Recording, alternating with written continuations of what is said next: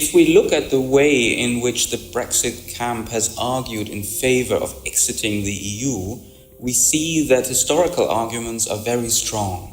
There is the historical argument about the Second World War, when Britain was allegedly standing alone against Nazi Germany and against an occupied continent which was run by Nazi Germany. So this heroic hour of Britain is posited as part of the British identity that is directed against the them of the German-dominated continent. And the argument is that the EU today is again dominated by Germany, and therefore Britain again has to stand alone against this German plot of a European Union.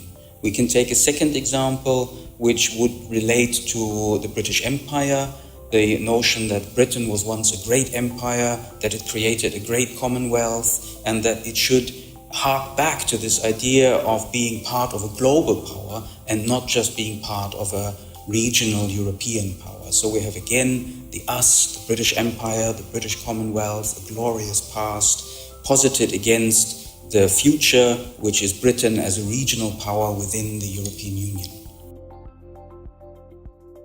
Antagonistic memory can coexist with other forms of memory. On the surface of it, that's difficult because antagonistic memory relies on an us versus them.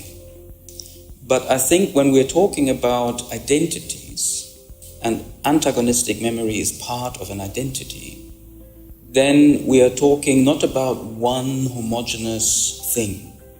We are talking about something that can shift according to particular situations, particular times, and therefore people do not only operate with one form of memory as they do not have only one form of identity. So people may in certain situations actualize an antagonistic memory, but at other moments in time they may actualize other forms of memory regimes, cosmopolitan memory, agonistic memory. So I would like to think of those memory regimes in terms of a sliding scale, where depending on situations, depending on time, people can actually remember in different ways.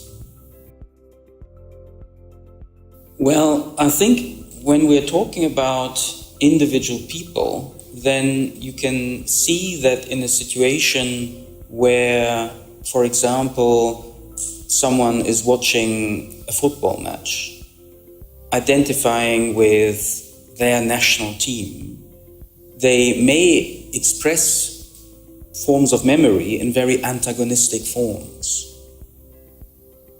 Say you're supporting the British national team and you have a memory of the penalty shootout against Germany in 1996, and you may think, yeah, you have always hated the German bastards, and so you have this kind of antagonistic form of memory. But then in a separate situation, you may also remember that you have visited Germany and that you have very fond memories of walking in Bavaria. And there you suddenly think that the Germans and the British, they share a lot, they have a lot in common, they have the same outlook on life, so it could be a form of cosmopolitan memory that you associate with the same country then. So different memory regimes get actualized in different situations by the same people in a very different way.